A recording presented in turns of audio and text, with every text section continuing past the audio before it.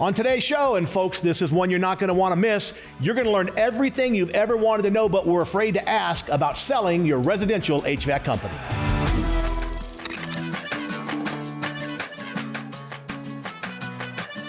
We have here today Mr. Patrick Lange, the man behind the curtain that everybody wants to talk to because you got the information, you got the goods.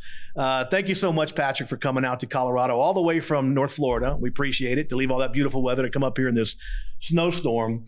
But man, am I excited to talk to you as a contractor. And I know we've got hundreds and thousands others out there that they just want to know what's going on.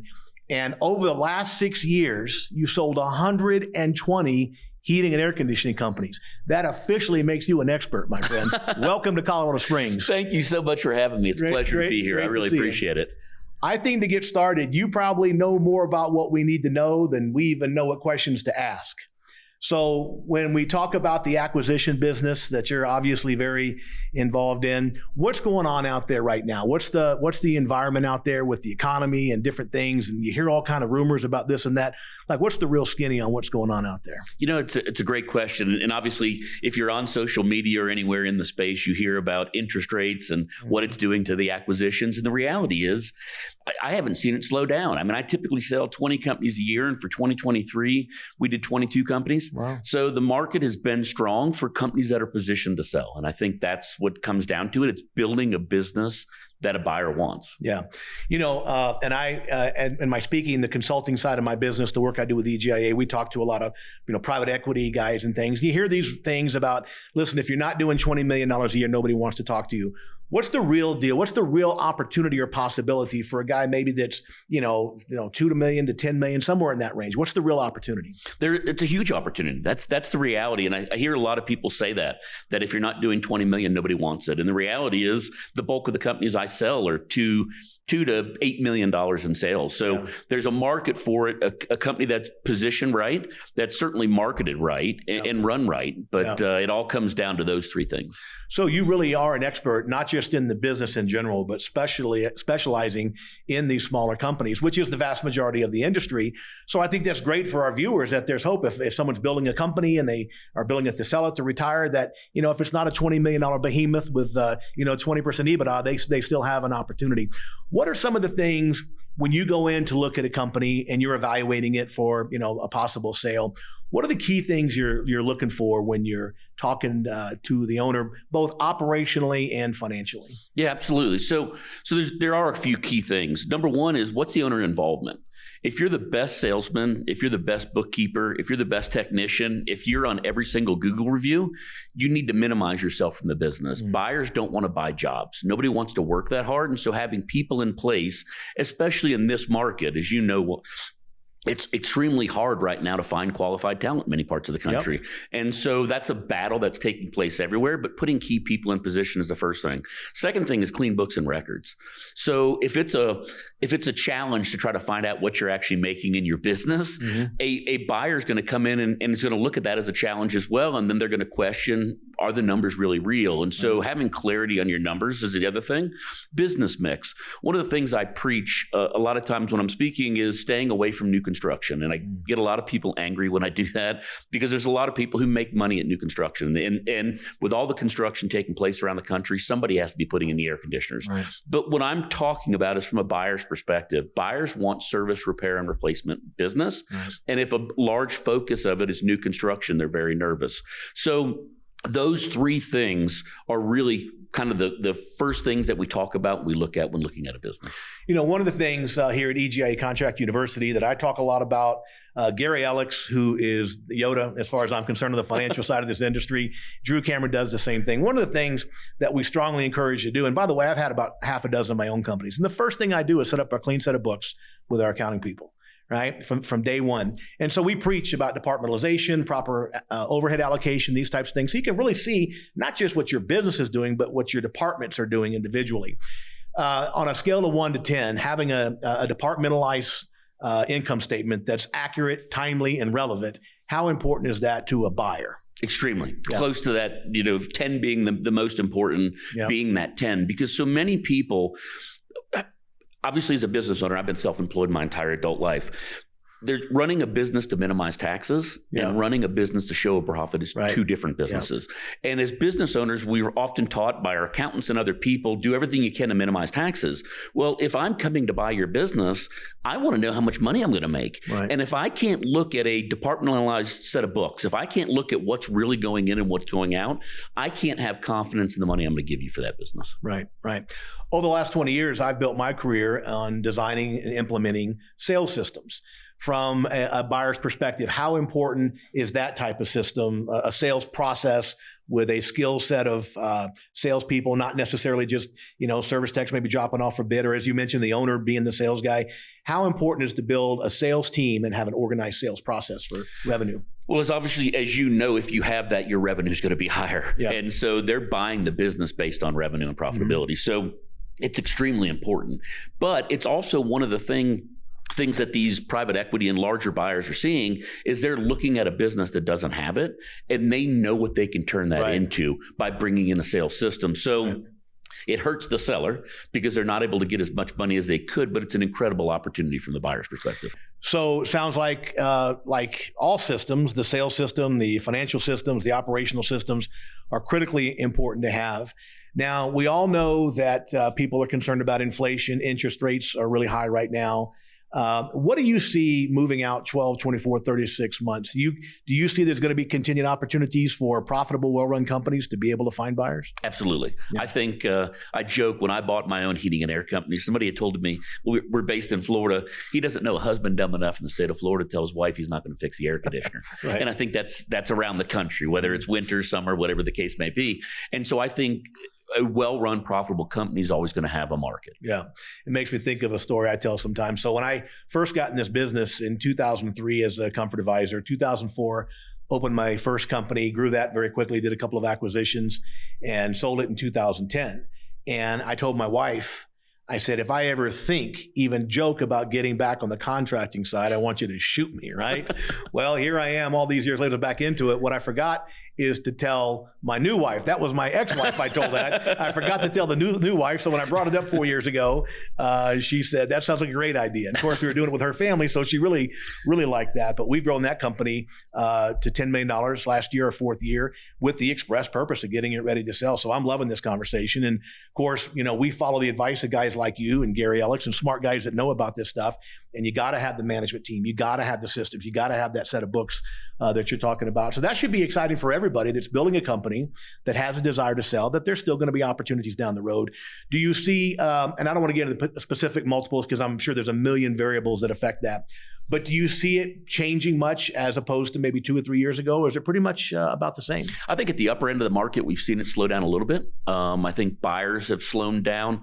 It was kind of a mad frenzy buying up all these companies, and we've seen at the upper end. But realistically, in companies doing $2 million to $6 million in sales, I've seen the multiple remain the same, and I think it would continue moving forward. Okay. So let's talk about, that's all the exciting stuff. And I'm sure there are times where you got to come in. In fact, we were talking about a video on YouTube that you have, having to tell somebody their baby is ugly, which really is just being saddled with the burden, the bearer of bad news, that a company just isn't worth what folks think it should be or might be or hopefully would be. What are some of the glaring mistakes that people are making that are going to cost them when it comes time to sell if they decide to do so? There's a lot of them, but some of the key things I see is one, taking your foot off the gas. As we start to age, may not work as hard, may not put as much into it, may slow down on the marketing, may slow down on hiring.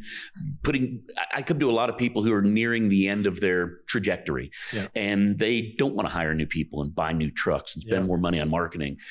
Well, that value of that business is declining. And a buyer's going to pay you for what the business is doing now, not what it did 5 years ago. So that's probably the biggest thing I see when I look at a business. And as they're doing that declining, they're doing more of it on their own. So instead of hiring somebody, now they're the number one tech, now they're the number one salesman. And so they become the face of the company, which they may not have been for the last 20 years. In a previous conversation you and I were having, you had made that point very accurately. I thought that because it is getting so hard to find good people, we know that we're stretched thin on the labor market and finding good help. And like you say, a guy gets a little bit older. He's tired of dealing with these kids. And in my day, we did it like this. Right. And next thing you know, revenue goes from 5 million, starts going down. He's probably making more money because he got rid of all those people. Correct. But he has to realize that they're not going to buy what you were doing 3 or 4 years ago. So it sounds like your advice would be, if you're thinking about cashing out, retiring, you're going to have to put up with the younger people, and you're going to have to train people and develop them. Keep spending the money on marketing. Keep that management team in place.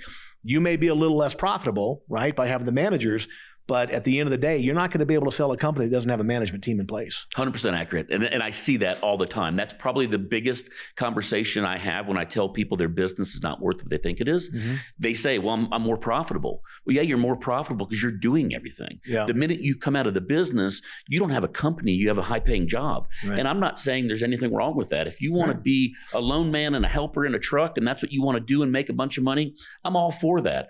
But understand, you're not going to get the value when it's time to sell. Right. So don't think that you could minimize expenses, minimize people, cut every single corner and be as profitable as you can be, and somebody's willing to pay you for that, because they're not. They're going to put somebody else in that truck to do that, to do your work, and that profitability is going to go down drastically. Yep. And I know you deal with a lot of different buyers, a lot of different sellers, a lot of different private equity groups and different things.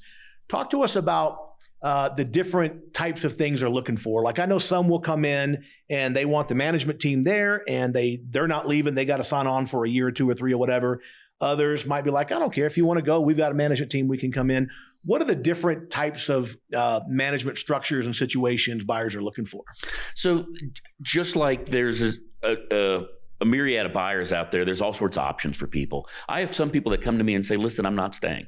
So when we go to market looking for a buyer, we tell buyers they're not going to stay. Right. Does that eliminate buyers? Absolutely it does. Mm-hmm. Because there's certain buyers out there that there needs to be a management system in place, or management people, or the owner's willing to stick around. So, but the beauty is the market is strong enough is you can dictate, as long as you've built a strong company, you can dictate how your exit's going to be. Yep. Yep. So we've kind of touched on this, but you've got a company, $2 to $5 million, and the owner has pulled back a little bit because he got tired of training these guys and got tired of paying these guys. What are the kind of the first steps that he should do? Like, okay, I was at 5 million, now I'm at 3.5. Obviously, you want to get him back to $5 million in revenue, but what are some of the first steps that he or she should take to make it more attractive if their desire is to sell it? I think really the first thing is to back up even farther than that is find out what it's worth. So many people base the value of their company if they heard the guy down the street sold their company for X amount of multiple. Nobody brags about the bad deal they got. Yeah. So nobody goes out and says, hey, I sold my business and I financed 100% of it and I'm never going to get paid. Right. They always talk about the great multiple they got. So my advice to everyone, whether it's with me or somebody else in the industry, is find out what your business is worth. We offer all the time, come to me and I'll give you a free valuation. Let's see where the starting point is. Yeah. Many people have come to me and said, wow, I didn't know it was worth that much. I'll sell right now. I've had other people come to me and say, oh my gosh, I am so far off of what I thought it was worth. I've got to put a system in place. And that's where what you offer, what EGIA offers, the training that you guys provide, then you could find what's the next step for them to plug into to help grow that business. Many of them aren't willing to do the work, so they need to know where it's at right now. Yeah. So as you know, we're currently in my company talking to one of the groups that you've done a lot of work with, and the very early stages, like very preliminary. What's kind of the time frame if somebody starts, they call your office and says, hey, I got this company. It's pretty good set. It's making money and you know you can sell it.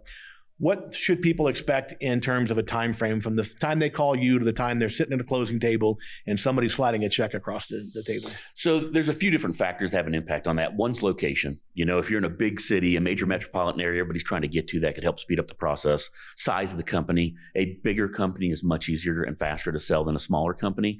But a well-built company, and let's say $3 million and above in sales, service, repair, replacement, you're not the head technician, head salesman, head everything. There's some layer of management in place, and a realistic selling price. 3 to 6 months is real. So it can happen pretty quick. Yeah, pretty quick. Yeah, very quick. So what level of intimate examination should a contractor expect from a very sharp, smart group of people with a lot of money buying these companies? I mean, they don't get in those positions. Well, like you said, sometimes they get in the wrong position because they know people. But for the most part, these are pretty sharp folks, right? How invasive is the process, and what should contractors be prepared to expect, because we're talking about contractors. Always talk about the average contractor. He came up in his town, maybe didn't go to college. He's built his business by the sweat of his brow, the skin of his teeth. He's got the big house, got the boat, got the toys. He's the big guy on campus in his little town, right?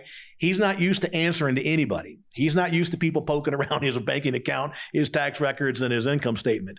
What should we expect as contractors? Yeah, I jokingly call it a financial colonoscopy. And it is. Many times in the due diligence process, depending on who the buyer is, they know more about the seller's business than the seller does. Many of my sellers are incredible technicians and know more about indoor air quality and how many CFMs can go around a corner than anybody does. But they don't know much about their business. And so often these buyers will bring in CPAs to go through your books. And they're going to ask you why 2 years ago on a Tuesday did you spend $4,000 on this check that doesn't have anybody's name on it. Right. They're going to ask everything, because if they're going to pay you $1 million, $2 million, $5 million, $20 million for your company, they're going to make sure that it's a good deal for them. Yeah. You had mentioned to me earlier that there's different types of private equity groups and buyers, just like there's different type of contractors. Would you say that there are some that come in, and not naming names at all, because this is something we all have to do our due diligence and find out about. We're not going to put things out there publicly. But are there some that come in and they're striving to do an analysis, a financial analysis, to get a fair deal for themselves and the contractor, versus some that are going to come in and just try to, whip you on the fence post to try to beat you down to the lowest possible? Is it the same out there, or is it lots of different type of strategies and that kind of stuff? Lots of different types of strategies. And so that's where I think working with somebody like me, and whether it's me or somebody else, I'm not saying I'm everybody's right answer, but having somebody in your corner. Most of my clients have never sold a business. Yep. And for most of my clients, it's the biggest sale of their life. And many of these buyers are calling them, and you could talk to any contractor across the country, and they're getting 10 emails a week and 10 letters a week saying they want to buy it. And the reason they're sending them that oftentimes is so there's not somebody like me in the way. Right. So that they can deal directly with them, and they can say, this is the way it normally happens. Mm-hmm. This is what the price needs to be. And because you've done all these things wrong, this is what we're doing. Many of these companies, and we'll use private equity as an example, they're incredible at making money. Right. I can't fault them with trying to get the best deal. Sure. That's what they're trying to do. But I can't fault the seller for trying to get the best deal for themselves as well. So what you're saying is absolutely accurate.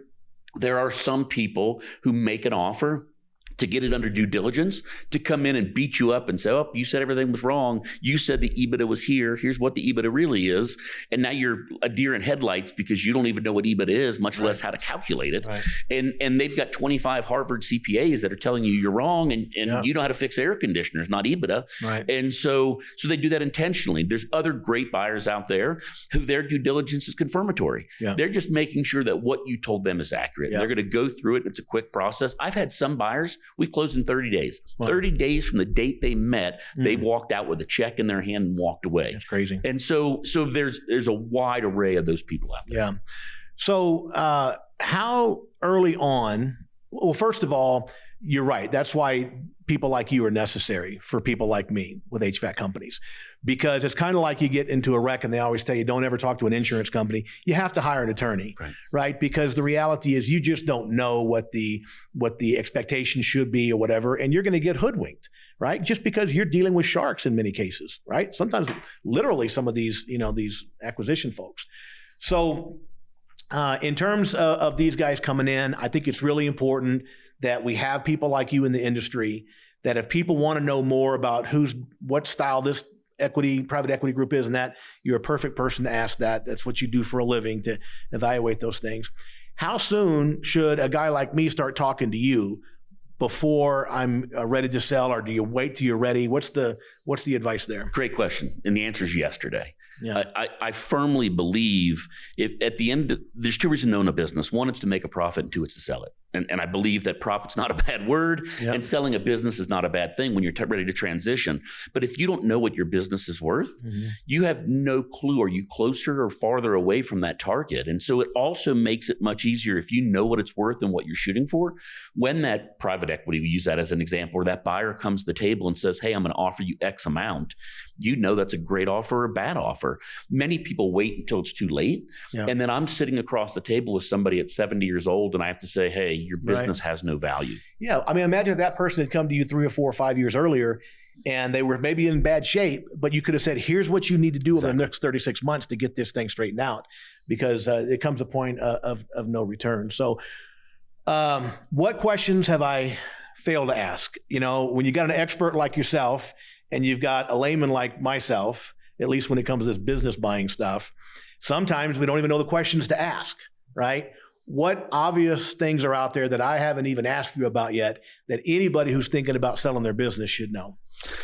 Well, I think it's where to get information. I think the more informed you are when you're looking at selling, once again, with social media and all the events and all the articles being written, you're getting all these 10 times, 40 times, all these crazy multiples out there, and nobody knows what it means to them. And so I think looking for information, myself, other brokers, other educated people write articles all the time about it. I have a YouTube channel that we've got tons of information. EGIA, I'm speaking at Epic again this year. Yep. So get as much information as you can. I'm not saying you have to sign up for somebody or commit to something. Get information, ask the questions. Most people, you run your own business for 30 years and you never go outside and never ask anybody anything about your business. And so it's almost taboo to what it's worth. And they end up asking the guy buying them what their business is worth. And that's going to the barber and do I need a haircut? And that's the same thing. And so I think there's all sorts of information. I did the YouTube channel specifically, and anybody who's ever watched it, I'll pull over, I'll be driving down the road and somebody will call and ask me a question. I'll think, that's a great question. More people need to ask that. And I'll pull over, jump out with my selfie stick and record a video saying, have you ever thought about this? How's inventory treated? What about maintenance agreements? What about these things? So I would get as much information as you can, unbiased information. Yeah. So you're not asking the barber, do I need a haircut? So you've got the Joe contractor. He's got a nice little business. He's doing $5 to $15 million a year. Pretty well run. He's making some money. Like, when a private equity company comes to them, because we all get those letters you're talking about, you don't know who to even return the phone calls on. You don't know who to trust. I just always ignore them. The people I talk to are people that I have met in the business. But they come to you and they say, hey, we want you to sign this NDA. Like, what should the contractor be concerned about? Is there any risk of maybe signing an NDA too soon? Or my thinking was, what if I signed it and I wanted to talk to somebody else about buying the company? I really wouldn't be able to do that if I was under an NDA. What considerations should we have on the NDA so we're not hamstringing ourselves any more than we have to have these conversations? Great question. Typically an NDA is just going to be an agreement that you're not going to share any information that they give you and they're not going to share any information you give them. So typically there's no obligation. Okay. It's an NDA. Typically you become obligated when it gets to an LOI or a letter of intent, because then you're often granting them exclusivity and then you can't talk to other people. The NDA is just saying, hey, you're going to give me privileged information that the rest of the world doesn't know about, and I promise not to tell you anybody else, and you're going to do the same about them. Okay. So you're handcuffed from the standpoint of you can't be running around town saying, oh, I talked to XYZ company and they're reviewing it and they're going to buy me, because your NDA says you can't say anything about it. Just like they can't be saying, hey, I'm talking to Weldon and we're thinking about buying his company, because rumors start, employees get scared, customers get scared, competitors see blood in the water. It creates a bad thing. And so the NDA really is not something to be paranoid about, in my opinion. It's the next step of getting to the LOIs when you need to be worried. Yeah. Man, this is great stuff. And I just know, and I'm very grateful for you coming out all the way across the country to have this conversation, because I feel like not only did I get a lot of straight, accurate talk, information, all of our viewers did. And these are questions that everybody out there is asking. And as you said, there's so many different sources of information, many of it conflicting, much of it untrue probably. And I appreciate so much you coming out and having this conversation with you. Mr. Patrick Lange, if folks want to chat with you and have that conversation, how would they reach out to you this way? You can reach me directly on my website. My phone number's on there. As I mentioned, I have a YouTube channel. I'm extremely active on LinkedIn and Facebook. Connect with me anywhere I'm at. EGIA and all the events. Come to my booth. Come listen to me talk at Epic this year. And reach out anyway. I'm happy to help any way that I can. And I really appreciate you letting me come today. Absolutely. And it's Patrick Lange, folks. Lange. And your website is? businessmodificationgroup.com. businessmodificationgroup.com. Awesome. Thank you so much, Patrick. Have a great rest of your day. We'll see you soon. Fantastic. Thank you.